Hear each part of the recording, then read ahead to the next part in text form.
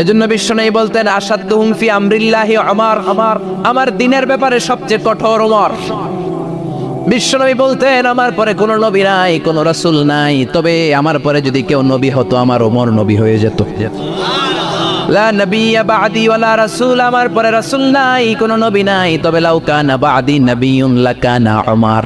প্রভু তুমি বলেছ রাসূল দেবে না, বলনি দেবে না ওমর, বলনি দেবে না হামজা তারি, খালিদ বিজয়ী সমর। প্রভু তুমি বলেছ রাসূল দেবে না, বলনি দেবে না ওমর, বলনি দেবে না হামজা তারি, খালিদ বিজয়ী সমর। প্রভু তুমি বলেছ রাসূল দেবে না। আল্লাহু আকবার। মদিনায় যত মুনাফিক ছিল জমের মতো ভয় পাইতো সাইয়েদনা ওমরকে। শয়তানদের লিডার ইবলিসও ভয় পেত ওমরকে। বিশ্বনবী বলেন ওয়াল্লাযী নাফসি বিয়াদিহি, ওমর ওই সত্তার কসম যেই সত্তার হাতে আমার আত্মা, মা লাকিয়াকা শাইতানু সালিকান ফাজ্জান ইল্লা সালাকা ফাজ্জান গায়রা ফাজ্জিক। ওরে ওমর, শয়তান যদি তোমারে কোনো রাস্তায় দেখে, ইবলিস যদি তোমারে কোনো রাস্তা দিয়ে হাঁটতে দেখে, ইবলিস ওই রাস্তা রেখে দিয়ে অন্য রাস্তা দিয়ে হাঁটে। ইবলিসও সাইয়েদনা ওমর ফারুককে দেখলে, এই রাস্তা দিয়ে দেখলে ওর বাপের কি জীবনে এই রাস্তা দিয়ে হাঁটবেন, এই রাস্তা থুইয়া ওই আরেক রাস্তা ধরবে, চিল্লায় পড়েন আল্লাহু আকবার। কাফেররা ভয় পেত, মুনাফিকরা ভয় পেত, শয়তান ভয় পেত, এমনকি বিশ্বনবীর বিবিরাও ভয় পেত। সুবহানাল্লাহ পড়েন। বিশ্বনবীর বিবিরা বিশ্বনবীরে ধরলেন, আমার এইটা কিনা দেন, ওইটা দেন। বিশ্বনবী কয় টাকা নাই, ক্ষমতা নাই, সামর্থ্য নাই, বেশি কথা কইলে তালাক নিয়ে যাও, তোমাদের চেয়েও সুন্দরী অনেক সতী সাধবী নারী আল্লাহ ব্যবস্থা করে দিবে। বিবিরা মাঝে মাঝে খুনসুটি করতো, নবীরে ধরতো, এটা নাই ওইটা নেই, এটা দেন। একবার সব বিবিরা টাইট করে ধরছে, ও নবী আয়েশার ঘরে যেদিন থাকেন সাহাবারা বেশি হাদিয়া পাঠায় কেন, আমাদের ঘরে যেদিন থাকেন পাঠায় না কেন? কালকে জুমার নামাজের পরে ঘোষণা দিবেন সবার ঘরে সমান সমান হাদিয়া। নবী কয় আমি হাইতান্ন। ও মিয়া, কে হাদিয়া দিবে, কটুক দিবে, এটা কি ইমাম সাহেবের কাজ? ইমাম সাহেবের বাসায় কে কোন দিন কি খাওয়াবে, কি গিফট দিবে, এটা তো কে যে গিফট দিবে তার ব্যাপার। বিশ্বনবী বললেন আবু বকরকে সবাই ভালোবাসে, তাই আবু বকরের মেয়ের ঘরে যেদিন আমার ডেট পরে থাকার সময় ওই দিন হয়তো বেশি হাদিয়া পাঠায়, তোমাদের ঘরে পাঠায় না, আমার বলার কোনো সুযোগ? বিবিরা কয় না, আপনারে বলতেই হবে। নবী কয় আমি পারবো না। বিবিরা কয় পারবেন। ইন দ্য মিন টাইম দরজার পার থেকে কে যেন সালাম দিল, আসসালামু আলাইকুম ওয়া রাহমাতুল্লাহ। বিশ্বনবী বললেন ওয়া আলাইকুমুস সালাম। বিশ্বনবী বুঝতে পারলেন সালামটা আমার ওমরের সালাম।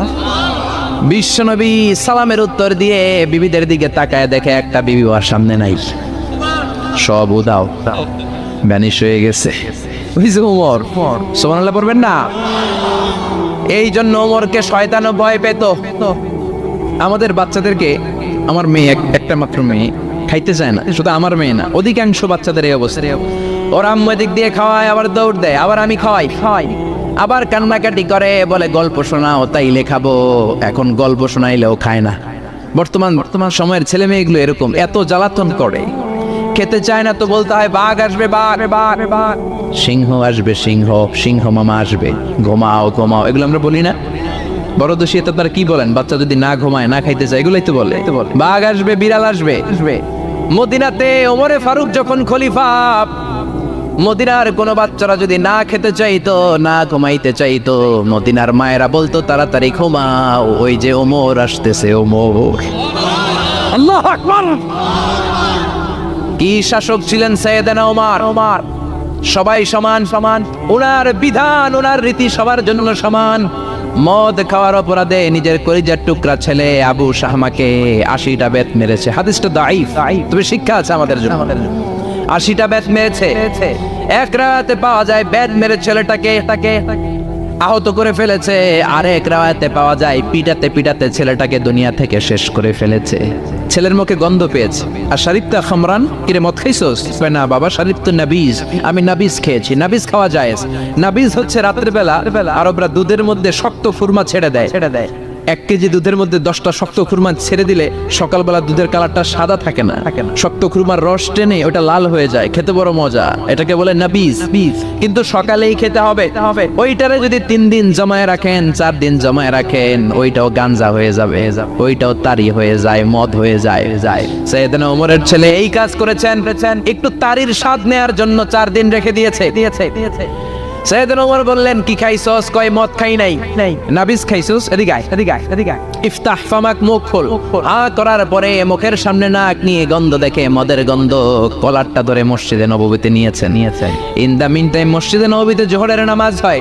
নিজের ছেলেকে মসজিদে নববীর উস্তানা বলে, উস্তানাতু মসজিদে নববী, মসজিদে নববীর পিলারে বেঁধেছেন। যেহেতু উনি খলিফা, মসজিদে নববীর ইমাম, জোহরের নামাজের ইমামতি করলেন। সালাম ফিরালেন, আসসালামু আলাইকুম ওয়া রাহমাতুল্লাহ, আসসালামু আলাইকুম ওয়া রাহমাতুল্লাহ। সালামের পর বললেন, মাকানাকুম ইনদানা হাদ, সুন্নতের পর বসে যাবেন, আমাদের একটা হদ আছে। আল্লাহর দেয়া যে বিধান, বিচার, এটাকে আরবিতে বলে হাদ, প্লুরাল হচ্ছে হুদুদ।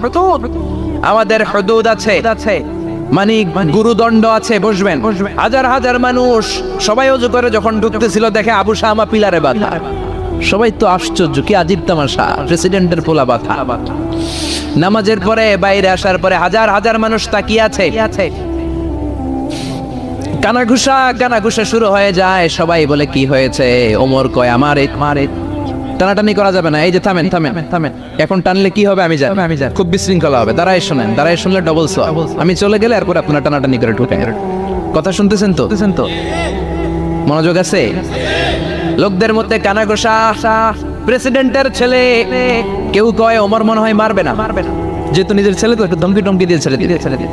কেউ বলে না, ওমর তো এত সহজ মানুষ না, মদের বিচার তো 80টা বেদ, মনে হয় 40টা মারবে। কেউ কয় না, 80টাই মারবে। ওমর চেয়ারে বসে জল্লাদরে ডাকলেন, বললেন, ইবদা বিসমিল্লাহ, নে চাবুক শুরু কর। বাইতুল মাল থেকে শক্ত সাইজের একটা চাবুক আনবি।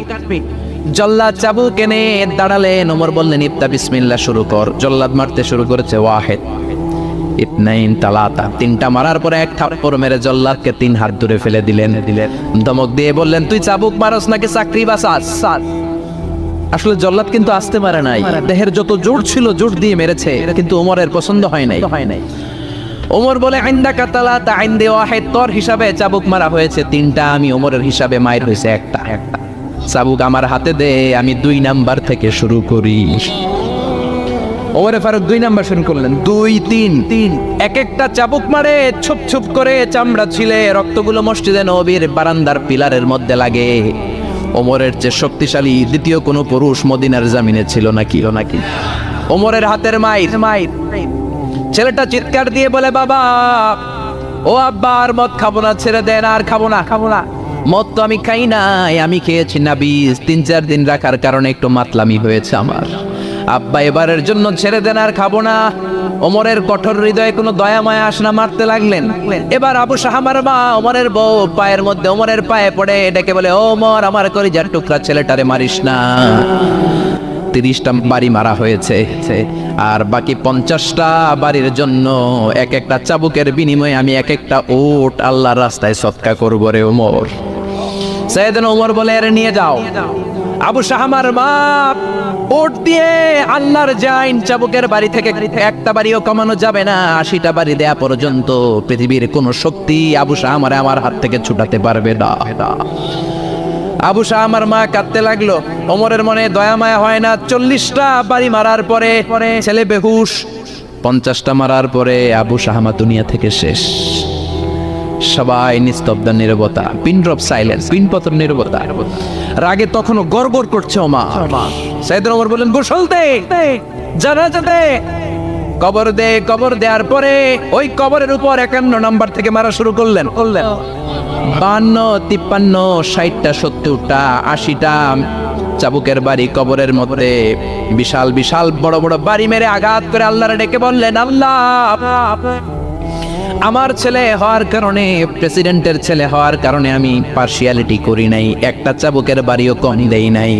কিয়ামতের দিন তুমি আমারে জালিমদের কাতারে দাঁড় করাতে পারবা না। আল্লাহু আকবার। ওই ওমরের শাসন যদি দেশে থাকতো, দেশটারে মদিনা বানাইতো কে? এখন রিকশাওয়ালার পোলার জন্য এক নিয়ম, প্রধানমন্ত্রীর পোলার জন্য আরেক নিয়ম, কুলিওয়ালা ঠেলাওয়ালার জন্য এক নিয়ম, প্রেসিডেন্টের মেয়ের জন্য আরেক নিয়ম। জোরে বলেন ঠিক কিনা? সবার জন্য যদি এক নিয়ম হতো, চুরি করলে যদি হাত কাটা হতো, জিনা করলে যদি পাথর মেরে গর্দানটা উড়িয়ে দেয়া যেত, বাংলার জমিনে আর কোনো চোর আর জিনাখোর পাওয়া যেত না।